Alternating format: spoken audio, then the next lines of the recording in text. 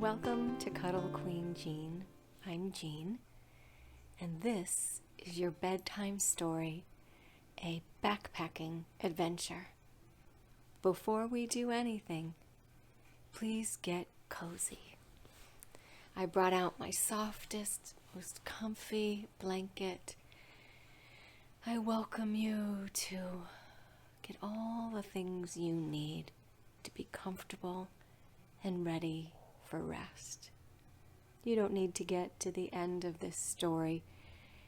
Maybe you will, maybe not. What matters most to me is that you can be peaceful and breathe easy. Find your comfort and let your mind wander if your mind wants to wander. Every so often, I'll pause and I'll welcome you to breathe and allow your body to be heavier and heavier so that you can dream sweet dreams, perhaps about adventure. One thing I learned about Sierra Club organizers is that they run on time. There's no margin for error. When they say arrive to the bus on Friday at 4:15 p.m. sharp, they aren't joking. My friend Marla and I arrived at 4:20 and almost missed the damn thing. Everyone else was already loaded and was watching from their air-conditioned perches as we scrambled to park and lug our stuff and get on. The bus left moments later. We got to a campground at midnight. It's dark. It's cold. I've never been to this place during the day, so I'm totally disoriented. I couldn't find my freaking flashlight, and then couldn't find my way back from the bathroom. Because we had to be ready to go by 7:30 the next morning, we decided not to pitch a tent. And who wants to pitch a tent in the dead of night anyway? So we slept in our sleeping bags. Did I mention that it was cold? My butt was cold. My feet were cold. I alternated from closing up my sleeping bag completely like a cocoon and then getting claustrophobic and desperately looking for the cord to loosen the bag and let in the icy cold air. It was a long, cold few hours of non-sleep.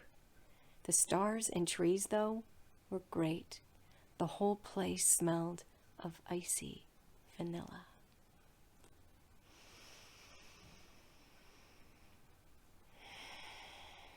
Allow your body to rest, peaceful and easy,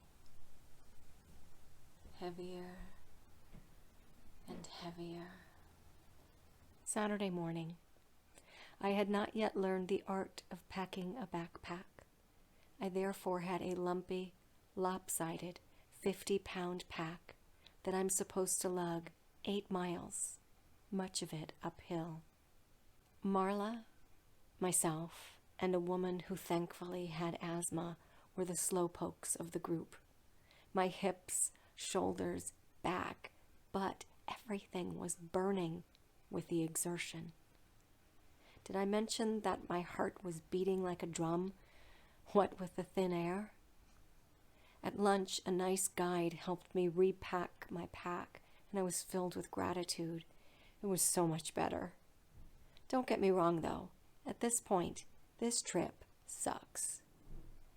Marla and I are rethinking backpacking in general.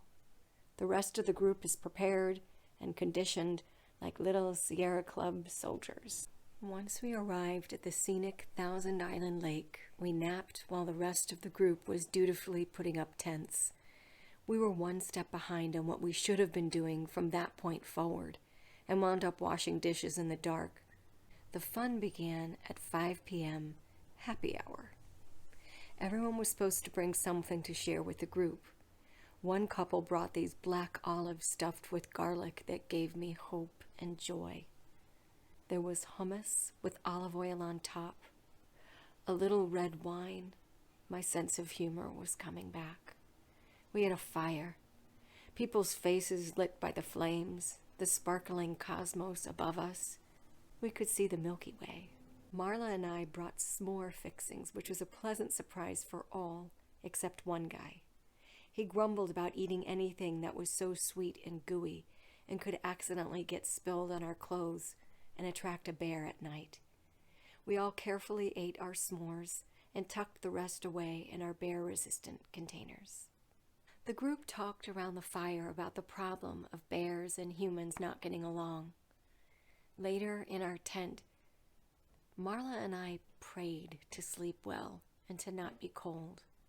I wrote in my mini journal and thought about how hard it was for me during the day to be the last of the group, physically unable to keep up with a lopsided backpack.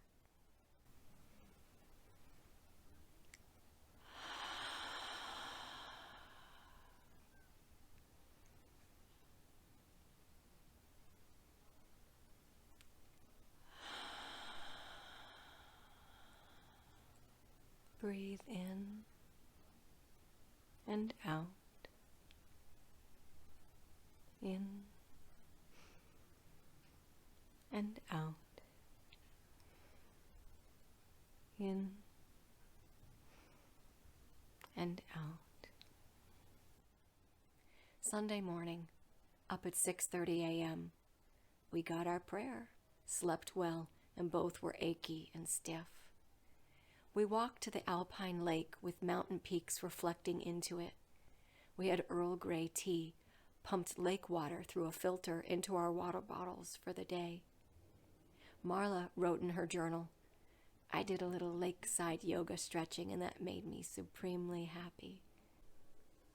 When we got back, we had exactly 1 hour to break camp and be ready to move on. We had to bust our butts with every shred of focus and teamwork to make it happen, but we did it. The rest of the crew was done early and was hanging out and waiting. We decided we were the dunces of the group, the lovable mascots. Today was better. We loved Sunday. We felt acclimated to backpacking, to the rhythm of it. We found our mountain legs. We walked past exquisite lakes. I walked along so proud of myself with my backpack out there in the wild. At Garnet Lake, Marla and I snagged the premier camping spot with this incredible view of the lake. We put up our tents like pros, then packed day packs to spend the day at the lake. We found a little lagoon, and a couple of us women skinny dipped in the icy cold glacial lake. We lunched at the lake. The women relaxed and had female bonding time. It was wonderful. The sun is more concentrated at elevation. I was beginning to feel baked. My face was red and flushed. It was time to head back to camp and find some shade. Marla and I found a picturesque shady area and lay down in our sleeping bags to rest. I loved that I was under a tree with nowhere to go, nothing to do. I was content, glad. Large ants kept crawling on top of our bags and we'd swipe them off. Every so often, our conversation was punctuated with a female shriek as an ant found its way on my shirt, in her hair, etc. Eventually, we made dinner. Spicy Indian lentils and penne noodles and some fresh veggies. We weren't allowed to have a fire on that second night at that location, so I toasted a marshmallow with a lighter. The group started snapping photos. Another court jester moment. Thanks to the comfy sleeping pad that I had borrowed from my boyfriend at the time, I slept great. Allowing the mind to wander. Wandering wherever it wants to go. Floating here and there. Floating, floating, floating. Falling into peaceful slumber, feeling pleasantly heavier and heavier, sinking into slumber. The body melts, melting, melting, melting. Monday morning. We planned to wake at 6 a.m. for a 6:45 a.m. departure. We had it planned like a military exercise, how we would get everything done in time. We overslept 15 minutes. My bad. And that started the morning on a crappy foot. I got some garbage on my fleece gloves and that ticked me off. And then I burned my finger on our little stove because I was in too much of a hurry. I put my finger in the nearest cold place, in Marla's water bottle. She was in a grumpy mood too and didn't at all appreciate that. She had a nasty blister on the front of her toe, and most of Monday's hiking was going to be downhill, putting pressure right on it. From the moment we were up at 6:15, the focus of the day was to catch the bus at 12:45 p.m. So we hiked with the bus always in mind. There were boulders to scramble down, shady areas to enjoy, more lakes to walk by, heart-pounding ascents. For a while, we walked in the dirt that was more like sand. We hated hiking with our heavy backpacks in sand. There was a cute wood bridge to cross as we got closer and closer to our coveted goal, a water spigot and restroom. That ice-cold water spigot allowed me to splash and scrub my face, my dusty legs, my feet, and everything else I could reach in public. I felt fresh, cool, and clean. Bliss. Then it was back on with the pack to go the last third of a mile to meet the bus. I was told to be there at 12:45 and assumed that our guide said that to assure we'd be there by 1 p.m. Wrong. At 12:40, the bus arrived. I near ran with my pack so that by 12:45 I was on that bus, and for some reason, surprised again at the confounded punctuality. We changed into our clean bus clothes, and a few minutes later, the group was enjoying cold drinks and beers and feeling totally accomplished.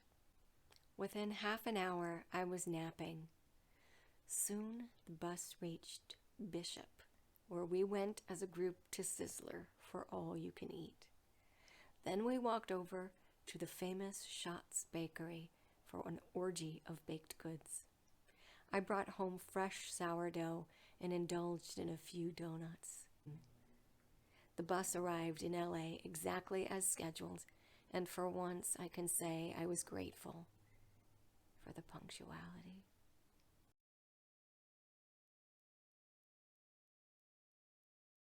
I'm so grateful for the art of writing, where I can have such detail about this moment in my life back in September of 2004 and bringing it forward to you here, right now, as you rest. Until next time.